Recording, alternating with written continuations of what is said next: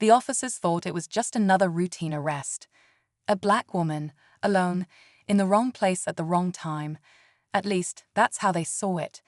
They pulled her over, questioned her aggressively, and before she could fully explain, they had her in handcuffs. The charge? Something vague, something weak.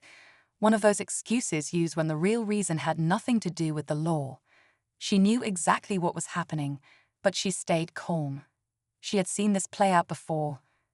What the officers didn't know, what they couldn't have imagined, was that the woman they just arrested wasn't just anyone. She wasn't a criminal, she wasn't a nobody.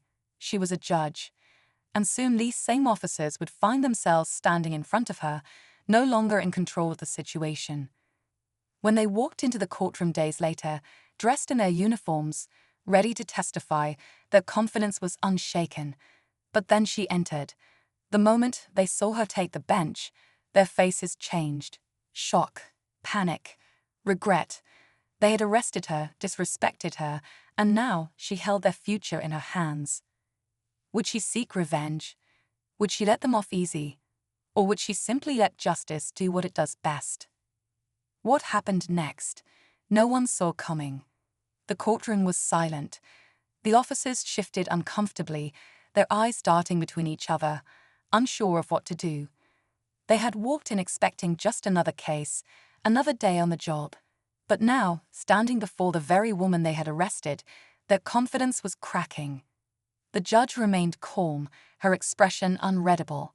She had spent years upholding the law, ensuring fairness and justice for all. But that night, the way they treated her, the way they dismissed her words and made assumptions about who she was, proved that some people still saw power only when it wore a uniform. They didn't ask who she was. They didn't care. Now, they had no choice but to listen. The prosecution began laying out the facts of the case, and with every word, the weight of the moment grew heavier. The officers stayed silent, but their expressions spoke volumes. They knew this wouldn't end the way they expected. The officers sat stiffly, their hands folded, their jaws tight. The judge, the same woman they had arrested without hesitation, was now listening intently as the case unfolded. Every word from the prosecutor made them more uneasy. The room felt smaller. The air felt heavier. She remembered that night clearly. The flashing lights in her rearview mirror, the way their voices dripped with authority as they demanded answers they didn't really care to hear. She remembered the way they looked at her, not as a professional, not as a person, but as a problem. They never asked for ID until after the handcuffs were on. They never considered that she might be more than what they assumed. Now, as they avoided eye contact, she wondered if they finally understood. The defense spoke, trying to justify the arrest. Standard procedure, they claimed. A misunderstanding, an unfortunate mistake. But was it really? Or was it something deeper, something that happened far too often? The judge studied them closely. Were they truly unaware of their biases, or were they just unwilling to admit them? The tension in the courtroom was thick, but no one dared to speak out of turn. The officers knew this case wasn't just about them anymore. It was about something much bigger, something they had never been forced to confront until now. The courtroom felt colder now, the weight of the moment pressing down on everyone inside. The officers sat rigid in their seats, their faces unreadable, but their hands told a different story. Clenched fists, fingers tapping nervously, a slight shift in posture every time the judge glanced their way. They were trained to stay composed, to show no emotion, but in this moment, their control was slipping. The prosecutor continued, methodically breaking down every detail of the arrest. Why had they pulled her over in the first place? Why had they been so quick to detain her? Their reasoning sounded weaker with every question. The silence in the courtroom was deafening as people listened, waiting, watching. The judge remained still, but inside, her thoughts raced. She had spent years believing in the system, trusting that justice, when applied correctly, would always find the truth.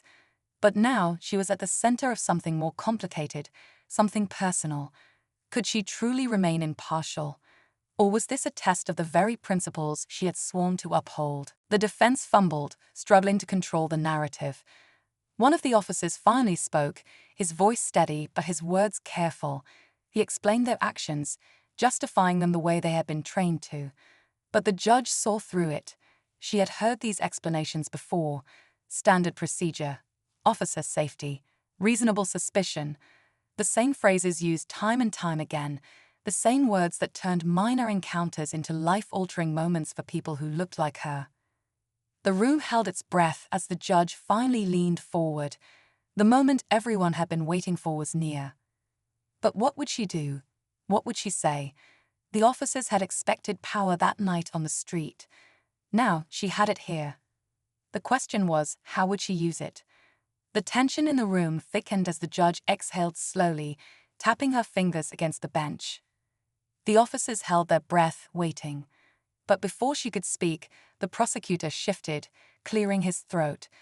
There was one more piece of evidence, something the defense hadn't addressed. A surveillance video, one the officers never mentioned in their report. Murmurs rippled through the courtroom as the prosecutor played the footage. The grainy video flickered to life, capturing everything from that night. The flashing lights, the officers approaching the car, their harsh voices, their dismissive tone. The judge watched herself on the screen, calm but firm, trying to explain. She heard her own voice asking a simple question. Why was she being detained? But the officers had ignored it, cutting her off, tightening the cuffs as if her words held no weight. The officers shifted uncomfortably. They hadn't expected this. Maybe they thought the body cameras weren't recording. Maybe they assumed no one would dig deeper. But here it was, undeniable proof of how quickly they had dismissed her, how little they had listened. The room was silent as the video ended. The judge studied the officers, her expression unreadable. This wasn't just about her anymore. It was about every person who had ever been in her position, every voice that had been ignored, every assumption that had turned into something worse. The defense lawyers scrambled to respond, but the damage had been done. The officers glanced at each other, their confidence slipping further. They weren't just facing a judge now. They were facing the truth, and for the first time, they had no control over what happened next. The courtroom was thick with silence. The officers sat frozen, their eyes darting between the judge and the screen that had just exposed everything. The truth was no longer just an argument. It was right there, undeniable, playing out in front of everyone.